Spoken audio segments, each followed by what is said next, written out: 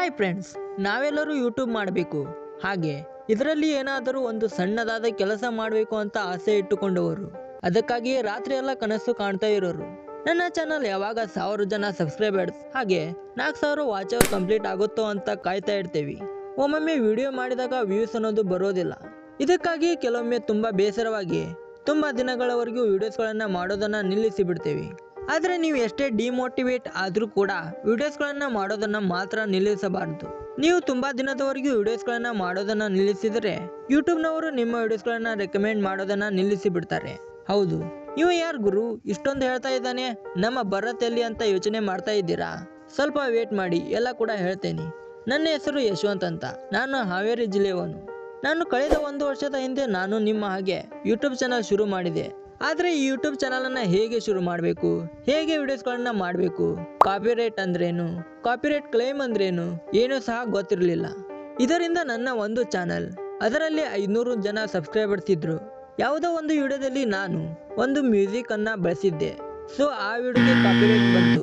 ಹೌದು, ನಿಮ್ಮ channel monetisation on ಆಗಿತ್ತು ಅಂದ್ರೆ ನಿಮ್ಮ ಯಾವುದಾದರೂ ವಿಡಿಯೋಗೆ ಕಾಪಿರೈಟ್ ಬಂದರೂ ಸಹ ನಿಮ್ಮ ಚಾನಲ್ಗೆ ಏನೂ ಆಗೋದಿಲ್ಲ.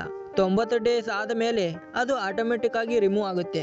ಅದೇ ನಿಮ್ಮ ಚಾನಲ್ ಮೊನಿಟೈಸೇಷನ್ ಆನ್ ಆಗಿಲ್ಲ, ಇನ್ನು ನಿಮ್ಮ ಚಾನಲ್ ಅಲ್ಲಿ 1K ಸಬ್ಸ್ಕ್ರೈಬರ್ಸ್ ಹಾಗೆ 4000 ವಾಚ್ ಅವರ್ ಕಂಪ್ಲೀಟ್ ಆಗಿಲ್ಲ ಅಂದ್ರೆ ನೀವು ಯಾವತ್ತೂ ಕೂಡ ಕಾಪಿರೈಟ್ ಇಶ್ಯೂಸ್ ಬರುವಂತ ತಪ್ಪನ್ನ ಯಾವುದೇ ಕಾರಣಕ್ಕೂ ಮಾಡಬೇಡಿ. ಆಗ ಕಾಪಿರೈಟ್ ಅನ್ನೋದು ಬಂತು ಅಂದ್ರೆ ನೀವು ಮೊನಿಟೈಸೇಷನ್ಗೆ ಅಪ್ಲೈ ಮಾಡುವಾಗ ಸಮಸ್ಯೆ ಆಗಬಹುದು. ಈ ವಿಷಯ ನನಗೆ ಗೊತ್ತಿರಲಿಲ್ಲ. ಹೀಗಾಗಿ ಯಾವುದೋ ಒಂದು ಬ್ಯಾಕ್ಗ್ರೌಂಡ್ ಮ್ಯೂಸಿಕ್ ಯೂಸ್ ಮಾಡಿದ್ದಕ್ಕೆ ನನ್ನ ಚಾನಲ್ಗೆ ಕಾಪಿರೈಟ್ ಬಂತು. ನನಗೂ ಕೂಡ ತುಂಬ ಬೇಸರ ಆಯಿತು. ಆದರೆ ಪ್ರಯತ್ನವನ್ನ ಮಾಡೋದನ್ನ ಬಿಡಲಿಲ್ಲ. ಮತ್ತೆ ಇನ್ನೊಂದು ಚಾನಲ್ ಶುರು ಮಾಡಿದೆ. ಆ ಚಾನಲ್ ಹೆಸರು ಲವ್ಲಿ ಟ್ರೆಂಡ್ ಅಂತ. ಮತ್ತೆ ಇದರಲ್ಲಿ ವಿಡಿಯೋಸ್ಗಳನ್ನ ಮಾಡಿ ಹಾಕೋದಕ್ಕೆ ಶುರು ಮಾಡಿದೆ. ಆದರೆ ಚಾನಲ್ ಗ್ರೋ ಆಗಲೇ ಇಲ್ಲ. ಆದರೂ ಕೂಡ ವಿಡಿಯೋಸ್ಗಳನ್ನ ಮಾಡೋದನ್ನ ಬಿಡಲಿಲ್ಲ.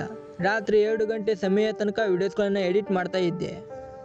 ಗಾಯ್ಸ್, ನಾನು ಹಳ್ಳಿವನು. ನಮ್ಮ ಮನೆಯಲ್ಲಿ 2 ಹಸುಗಳು ಇದ್ದಾವೆ. ರಾತ್ರಿ ವಿಡಿಯೋ ಮಾಡೋದು, ಬೆಳಗ್ಗೆ ಹಸು ಮೇಯಿಸೋದು, ಹೀಗೆ ಪ್ರತಿದಿನ ಮಾಡ್ತಾ ಇದ್ದೆ. ಆಗ ಬಿಗ್ ಬಾಸ್ ಸೀಸನ್ 10 ಶುರುವಾಯಿತು. ಆಗ ನಾನು ಬಿಗ್ ಬಾಸ್ ಸ್ಪರ್ಧಿಗಳ ಬಿಗ್ ಬಾಸ್ ಸ್ಯಾಲರಿ ಬಗ್ಗೆ ವಿಡಿಯೋ ಮಾಡಿದೆ. ಗಾಯ್ಸ್, ನೀವು ನಂಬೋದಿಲ್ಲ, ಆ ಒಂದು ವಿಡಿಯೋ 1,60,000 ವ್ಯೂಸ್ ಬಂತು. ಆ ವಿಡಿಯೋಯಿಂದ ನನ್ನ ಚಾನಲ್ ವಾಚ್ ಅವರ್ ಕೂಡ ಕವರ್ ಆಯಿತು. ಹಾಗೆ 400 ಸಬ್ಸ್ಕ್ರೈಬರ್ಸ್ ಕೂಡ ಕಂಪ್ಲೀಟ್ ಆಯಿತು. ನಂತರ ನಂದು ಅದೇ ವಿಡಿಯೋ ಲಾಸ್ಟ್ ವ್ಯೂಸ್ ಬಂದಿದ್ದು. ಅದಾದ ಮೇಲೆ ಯಾವ ವಿಡಿಯೋ ಕೂಡ ವ್ಯೂಸ್ ಬರ್ತಾ ಇರಲಿಲ್ಲ. ಸತತ 7-8 ತಿಂಗಳಿಂದ ವಿಡಿಯೋ ಮಾಡ್ತಾನೆ ಇದ್ದೆ. ಆದರೆ ಚಾನಲ್ ಗ್ರೋ ಆಗ್ತಾನೆ ಇರಲಿಲ್ಲ.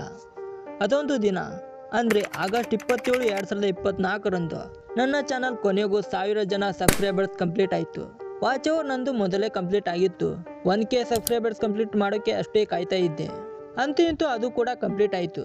1000 ಜನ ಸಬ್ಸ್ಕ್ರೈಬರ್ಸ್ ಕಂಪ್ಲೀಟ್ ಆದ ತಕ್ಷಣವೇ ನನ್ನ ಖುಷಿಗೆ ಭಾರವೇ ಇರಲಿಲ್ಲ. ಏನೋ ಒಂಥರ ಸಂತೋಷ, ಏನೋ ಒಂದು ಮಾಡಿದೇನೋ ಅನ್ನೋ ನೆಮ್ಮದಿ. ಹಬ್ಬ ಅದನ್ನು ಅನುಭವಿಸಿದವರಿಗೆ ಗೊತ್ತು ಗುರು. ಇನ್ನು 1K ಸಬ್ಸ್ಕ್ರೈಬರ್ಸ್ ಕಂಪ್ಲೀಟ್ ಆಯಿತು. ವಾಚ್ ಅವರ್ ಕೂಡ ಕಂಪ್ಲೀಟ್ ಆಗಿತ್ತು. ಆದರೆ YT ಸ್ಟುಡಿಯೋದಲ್ಲಿ ಅಪ್ಲೈ ಆಪ್ಷನ್ನೇ ತೋರಿಸ್ತಾನೆ ಇರಲಿಲ್ಲ. ಆವಾಗ ಟೆಕ್ ವಿತ್ ಭರತ್ ರವರ ವಿಡಿಯೋ ನೋಡಿದೆ. ತಕ್ಷಣವೇ ಅವರ ವಾಟ್ಸಪ್ ನಂಬರ್ಗೆ ಮೆಸೇಜ್ ಮಾಡಿದೆ. ಅವರು ತಕ್ಷಣ ನನಗೆ ಹೆಲ್ಪ್ ಮಾಡಿದ್ರು.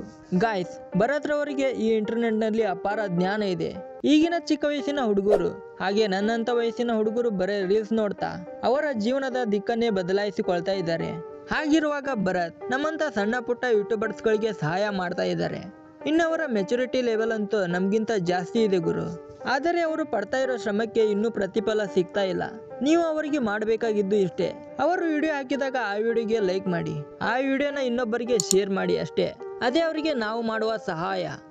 ಆದಷ್ಟು ಬೇಗ ನಿಮ್ಮೆಲ್ಲರ ಚಾನಲ್ 1K ಸಬ್ಸ್ಕ್ರೈಬರ್ಸ್ ಹಾಗೆ 4000 ವಾಚ್ ಅವರ್ ಕಂಪ್ಲೀಟ್ ಆಗಿ ನಿಮ್ಮದು ಚಾನಲ್ ಮೊನಿಟೈಸೇಷನ್ ಆನ್ ಆಗಲಿ. ಓಕೆನಾ? ನೀವು ಕೂಡ ಒಮ್ಮೆ ನನ್ನ ಚಾನಲ್ನ ವಿಸಿಟ್ ಮಾಡಿ. ಈ ವಿಡಿಯೋ ಕೆಳಗಡೆ ಚಾನಲ್ ಲಿಂಕ್ ಇದೆ, ವಿಸಿಟ್ ಮಾಡಿ ನನಗೂ ಕೂಡ ಸಪೋರ್ಟ್ ಮಾಡಿ ಅಂತ ಕೇಳ್ತಾ ಇದ್ದೀನಿ. Once again thanks Bharat.